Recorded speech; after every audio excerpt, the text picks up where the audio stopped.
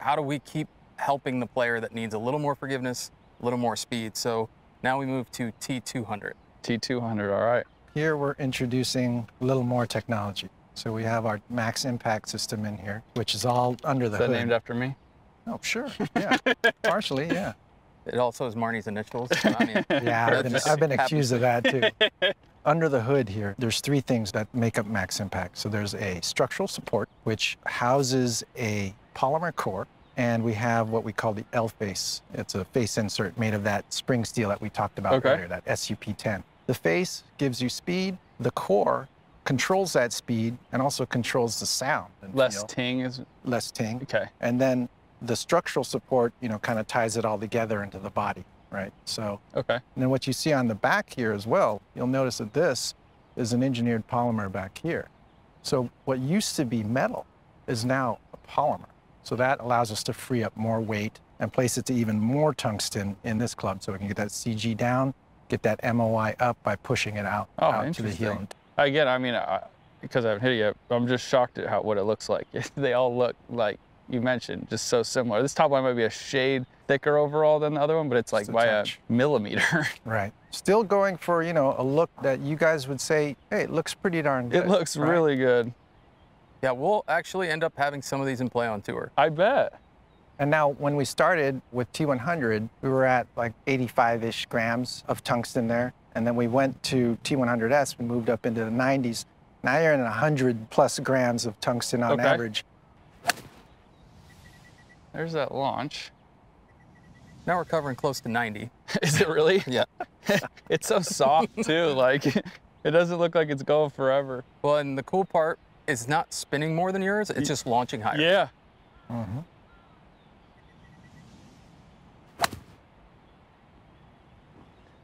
Wow, that's high. Your ball speed just keeps going up. You went you can 30, feel 33, 33, 35 on that one. That I was feel what you guys are talking about with the blades. It feels like one piece. Like it feels like one piece of metal. More and then solid. as it's been going more, you could feel a little bit more behind it as you hit it. And these definitely obviously feel like the most behind it, but I don't get like near as much of like the high pitched hit as you would typically hear. It still feels, it's a little different of a click, but it's not a big change. It wouldn't be something to get used to. Yeah, it's just, still good. Yeah, you just hear a little bit more of the golf ball, I guess. We actually have a basically outdoor recording studio where they put mics down and measure frequency. Yeah. And when it hits it too high a pitch, it's send it back and turn the volume down. That makes a lot of sense. You could tell though, because these are very quiet for how much I can actually feel the golf ball. Okay, that went forever. That's max impact there. What's normal 5 cover? I mean, 05 to 10. So not 29? No. It's closer to my 7 wood. Oh yeah, I heard about that. We might be able to get one of these. I might just need a 5-iron. Yeah, that's right. That's right. So would you rather hit a 5-iron or a 7 wood? Well, later we're gonna hit the 3, which obviously you've had before, but part of the feedback from you guys was that utility iron was good, but what if I could get just a little more launch out of it and a little better feel? 229, huh? This is borderline funny how easy that is. Well, you're able to realize everything we put into that thing, Like a good crack. Sounds like hard, yeah. That's why it's fun to watch guys like you hit these products because we can immediately see what the difference. Yeah, what's been put into them. So this is like a cool part. Again, you got to picture the player it's for. I know you hit all those fairly solid, but not maybe perfect.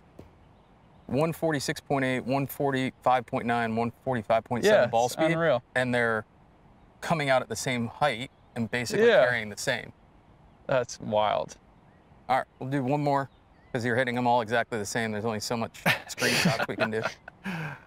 He's proven the consistency. Yeah. I want to hit one. Go for it. Yep. Yeah. Holy hell. They're very easy to hit. Like, very easy. As you mentioned with the ball speed, it doesn't change. 227 carry, 112 feet. I mean, that's the crazy part is even when you hit hard, I mean, it's landing. That's stopping anywhere. That's crazy. That ball speed is insane. That ball speed's bananas. Man. The goal is to make the best feeling irons. Yeah. So how do we take that one-piece feel of an MB and give it to everybody? Yeah. Because they need technology, they need ball speed, they need launch, they need forgiveness. So Marty's got to move weight around, but how do we keep pulling the reins in and go make that feel like a one-piece forging? So the first thing I always hear is, oh, I don't like it. It's too high pitched, or it's too big. I don't want to play a, you know, what do they people call game improvement iron? Like, it's just like an ego thing, but they don't want to do it. And I will honestly say these all look really, the biggest one I've hit so far looks like my old CB, which wasn't big. It was, you know, that was still in the family of a blade. It's just wild, and I know I'm picky about the top line, and all the top lines look almost exactly like my 7-iron in my bag right now, so it's kind of wild. And then you hit it, and you could hear and feel a little bit of a difference, but it's not big enough where it would be something you couldn't get used to, or that would be annoying, that I think people would come back and be like, oh no, I think they would like it because it does have that, like, oh, I hit that one. It's actually far. positive. Yeah, right? yeah, it's positive. It's fast, yeah. Right? It's not like the, you know, everybody knows that ting noise that like it doesn't sound like you hit it. It feels like you pound it. Yeah, You know? I mean, you hit it, you don't even need to look, you know, up at the ball. You know you kind of smashed it. That's the name of the game for, you know, the Sunday golfer. But you hit the nail on the head with the two things, look and feel. It's like, these are two things that are so important that players can take either one of them or both of them and not want to play the club. If it doesn't look the way they want it to look, it's out of the bag. Or if it doesn't feel the way or sound the way they want it to sound, they're not going to play it. And even this shaping, we brought some out to Europe, Corn Ferry Tour, and got feedback from players on, hey, can this thin out a little bit? You know, Marnie had different backing materials that's distracting. So it was, how do I take an engineered polymer and make it look like a whole metal golf club? Yes. The guys who play golf here and there, they just want a club that makes, you know, what is it, a parking lot scratch golfer? They want to be a parking lot scratch golfer, and they want it to feel like they're hitting it hard. And like, that's what this is doing, like, to the tee. And that's the fun part. That was a really good pun because it's a T200. But that's the whole point, is like, you want to, you don't play enough golf to, like I said, sit there and know all about the spins and the misses and, oh, I miss-hit it and it's one club short. No, that's frustrating. If you're an average golfer, you're just trying to go out there and enjoy yourself. And if you can hit it high and hard, or high and far, and it look like, you know, a really good golf club, I mean, that would be like, that's the perfect recipe.